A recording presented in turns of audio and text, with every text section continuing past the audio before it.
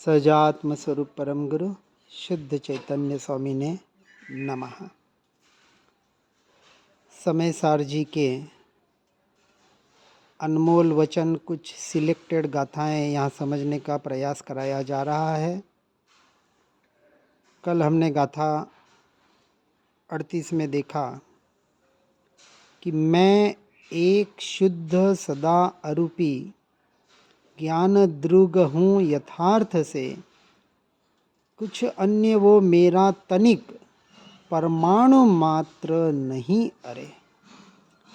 इस बात का यथार्थ टंकोत्कीर्ण निर्णय और श्रद्धान हो जाए।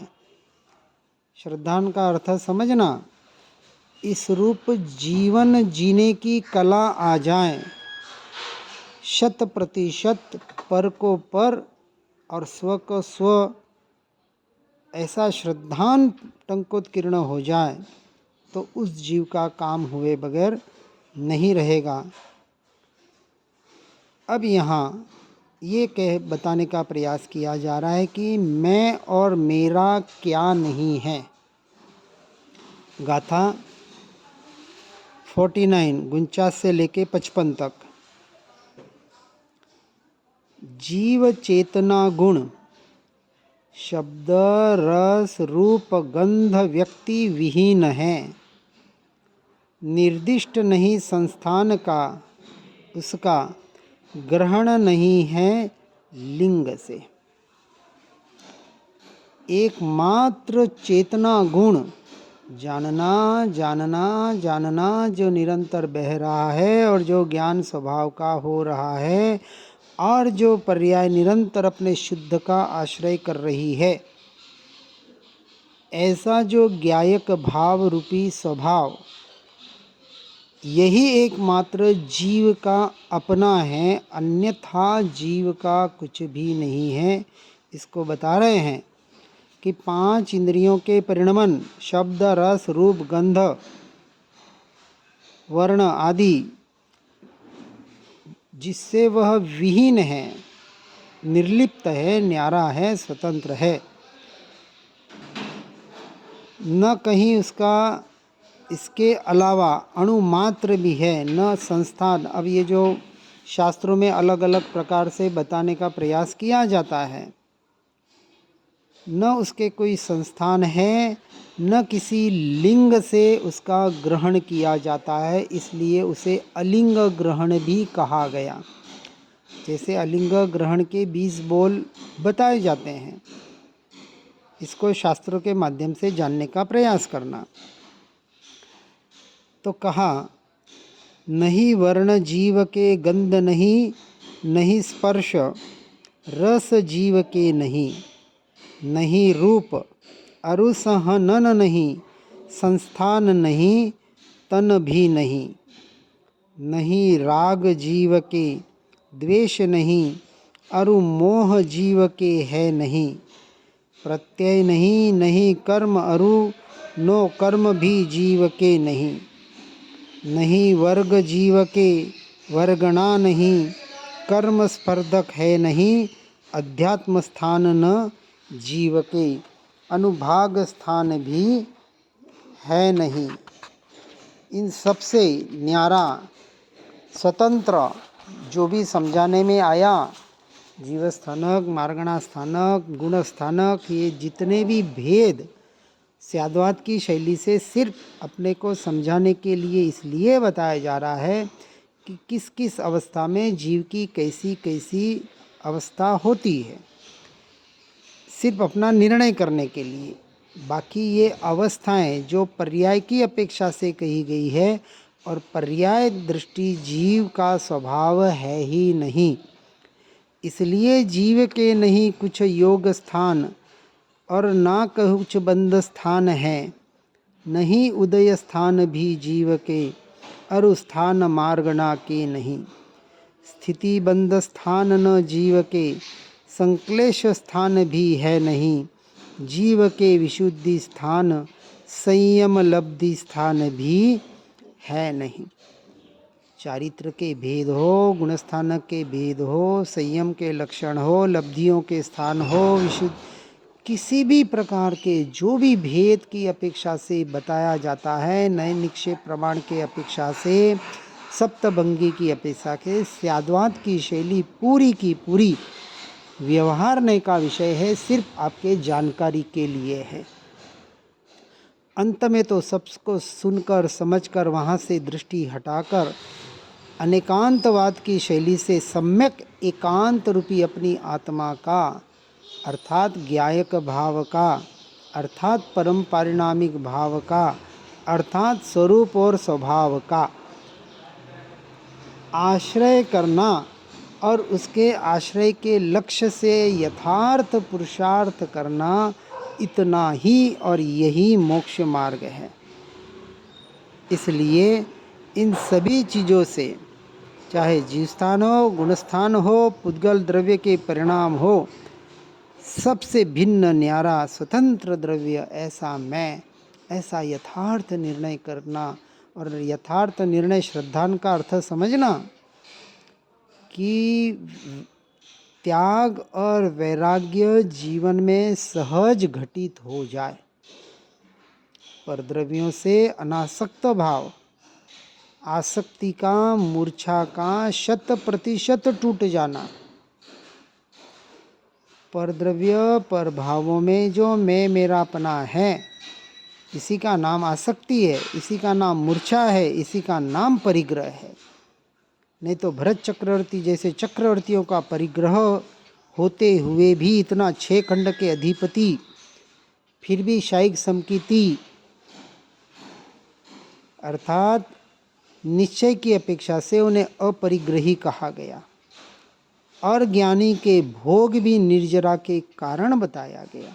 इसका आशय गहराई से समझना, भोग भोगने की बात नहीं की जा रही है।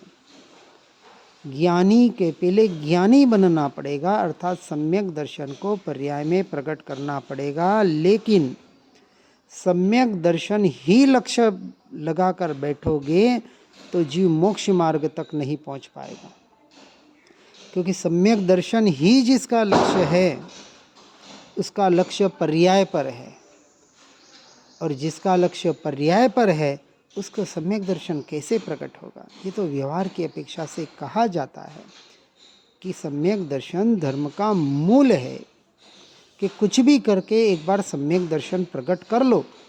और सम्यक दर्शन प्रकट कर लो का अर्थ क्या हुआ? अपनी आत्मा में लीन हो जाओ।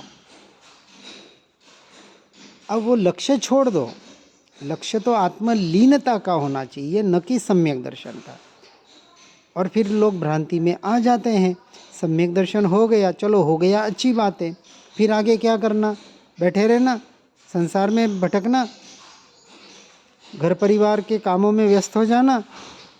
अरे भैया, कर्म का उदय काल लब्धि लेकर बैठ मत जाओ। 5वां गुणस्थानक, 6ठे गुणस्थानक में व्यवहार की अपेक्षा से देशवीरती, अणुव्रत, 6ठे में महाव्रत, सर्ववीरती व्यवहार की अपेक्षा से बताया है, तो उसका भी यथार्थ रूप से निर्णय करके उसमें आगे बढ़ने का प्रयास और पुरुषार्थ करना या नहीं करना, अपनी अपनी जैसी अनुकूलता है। इसलिए 60 साल वाले को ऊपर को तो विचार करना है, निवृत्ति किससे? समाज से, सारे संबंधों से, असत्संग असत प्रसंगों से जब तक 100% निवृत्ति नहीं लाओगे। चलो एक बार परिवार से नहीं निकले, घर से नहीं निकले, कोई बात नहीं, एक एक स्टेज तो आगे बढ़ाओ। अभी तो हम लोगों के संबंध बनाए रखने में, अपने ये व्यवहार बनाए रखने में हम रुचि रख रहे हैं। नहीं हमें तो रुचि नहीं है। अरे भैया ठीक बात है, नहीं है तो अच्छी बात है, अपना निर्णय करो। और रुचि नहीं है तो और आगे बढ़ो, अपने घर से विरक्त होने का प्रयास करो, परिवार से विरक्त होने का प्रयास करो। मार्ग तो आगे बहुत अभी बाकी है ना। तो जितना जितना प्रयास पुरुषार्थ कर सकते हो उतना करो। हाँ, शरीर की अनुकूलता नहीं है, अस्वस्थता है, कोई मजबूरी है तो बात अलग हो गई। अच्छे हट्टे कट्टे खाते पीते हैं, फिर भी पर आश्रित बन के बैठे हैं। स्व आश्रित अर्थात समझना, स्वाश्रित किसको कहा? निशंकता से निर्भयता आती है। मैं स्त्री हूँ, अकेली कैसे जाऊँ, मेरा ध्यान कौन रखेगा, कौन क्या होगा, ये प्रश्न क्यों आ रहे? क्योंकि वो निर्भयता भी नहीं आ पाई है। और निर्भयता निशंकता के आधार पर आती ही आती है। निर्भयता का अर्थ समझना, कुछ भी करने के लिए नहीं बात कर रहे हैं, पुरुषार्थ की अपेक्षा से कथन चल रहा है। स्वच्छंदी होने की बात भूल के भी मत समझना। इसलिए यहाँ आगे कहते हैं गाथा 72 में, अशुचिपना विपरीतता ये आश्रवों का जान के, अरु दुख कारण जान के, इनसे निवर्तन जीव करे। क्या कह रहे हैं? जीव जब तक इन परद्रव्य प्रभावों से निवर्तन नहीं करेगा, अर्थात निवृत्ति नहीं लेगा, ये वानप्रस्थ के अवस्था में यही किया जाता है। इसका अभ्यास, अपना मोह भी टूटे और परिवार वाले का भी अपने से मोह टूटे, तो एकांत में किसी आश्रम में या किसी योग्य जनों के साथ रह के अपना समाधि मरण कर सकते हो। जो अपने परिवार में, संसार में रह के समाधि मरण करना चाहते हैं, वो अपने आप को धोखा दे रहे हैं। शुभ और शुद्ध की अपेक्षा से समझना बराबर। नमोकार मंत्र का जाप करते करते या दीक्षा लेके और कुछ बाहर की क्रिया करके प्राणों का त्याग करने का नाम समाधि मरण निश्चय नहीं स्वीकार नहीं करता है। व्यवहार से ठीक है, जिसको हम संथारा कहते हैं। निश्चय से तो घर परिवार सबसे दूर होकर निर्यापक कहा गया। ऐसे जानकार लोगों के संपर्क में रहकर, सत्संगियों के संग रहकर, जहाँ अनासक्त भाव से हम इस देह से जाने का पुरुषार्थ कर सके, और इसी का नाम सच्चा प्रयाण है।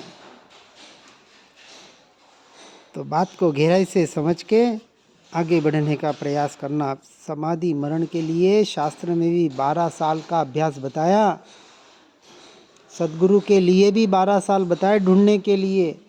तो पहले, सबसे पहले वही ढूंढ सकता है, वही उसका अधिकारी है समाधि मरण का, जिसे इसका निर्णय हो, उसकी जानकारी हो, उसकी पहचान हो, उसका यथार्थ मार्ग पता हो। नहीं तो यही वहीं कुछ अटक कर अपने आप को भटका देगा। पूरी जानकारी व्यवहार से, निश्चय से, जैसे हम बाहर कुछ अच्छा काम ढूंढना हो, कोई अच्छा कार्य करना हो तो ढूंढते हैं, अच्छा नहीं लगे तो उसको छोड़ के दूसरे को पकड़ते हैं। कोई व्यापार घाटे का सौदा लग रहा है तो उसको छोड़ के जिंदगी भर घाटे के सौदे में बैठे रहेंगे क्या? तो समझना इस बात को गहराई से। यहाँ यही बता रहे हैं, आश्रवों को यथार्थ रूप से जानकर और दुख का कारण जानकर, और सबसे बड़ा आश्रव ये मिथ्यात्व है। आश्रव के जो 5 द्वार बताएं, मिथ्यात्व, अविरति, प्रमाद, कषाय और योग, एक एक अपने अपने गुणस्थान की अपेक्षा से चौथे में मिथ्यात्व जाता है, पांचवें में देशवृत्ति, छठे में सर्ववृत्ति के आधार पर अविरतपना जाता है। कषाय 10वें के अंत में जाती है, प्रमाद 7वें में जाता है, कषाय 10वें के अंत में जाती है, और अयोगी योग 13वें के अंत में यानी 14वें में जाता है। सयोगी केवली और अयोगी केवली। इस तरह से यथार्थ स्वरूप समझकर, आश्रवों को दुख का कारण जानकर, उनसे जल्द से जल्द निवर्तन होने का प्रयास और पुरुषार्थ जीव को करना चाहिए। ऐसा उपदेश यहाँ आचार्य भगवान दे रहे हैं। और इसलिए आगे और इसकी स्थिरता के लिए अब कह रहे हैं, पहले मेरा क्या नहीं है ये बता दिया, अब कह रहे हैं अहमेको खलु शुद्धो, मैं एक शुद्ध ममत्वहीन रूप ज्ञान दर्शन पूर्ण हूँ, इसमें रहूँ स्थित लीन, इसमें शीघ्र ये सब क्षय करूँ। अब देखो, ऊपर आश्रमों को जानकर उससे निकलने की बात बताई, अर्थात संवर की क्रिया बताई, और भेद ज्ञान और भेद विज्ञान से परद्रव्य परभावों को उपयोग से हटाकर उसका श्रद्धान कर अपने ज्ञान स्वभाव का आश्रय कर स्वरूप और स्वभाव की ज्ञायक भाव में लीनता का प्रयास और पुरुषार्थ, यहाँ तक संवर है।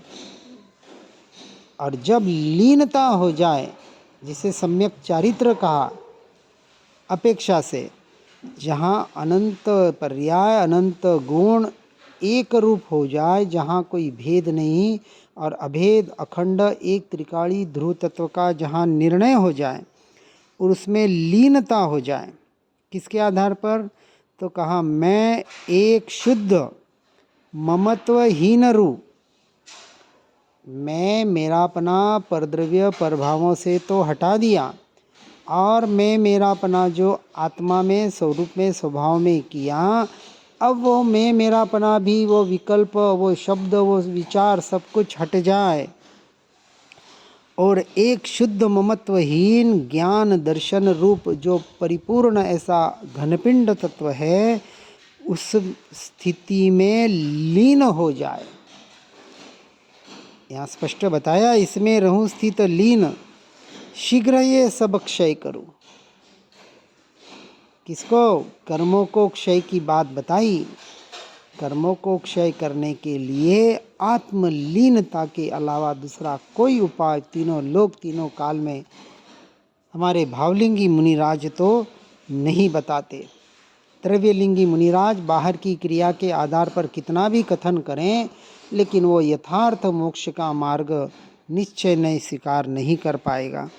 इसलिए व्यवहार और निश्चय को यथार्थ रूप से समझकर अपने जीवन को उस रूप परिणमित करना, यही एकमात्र सच्चे मुमुक्षु का लक्षण है।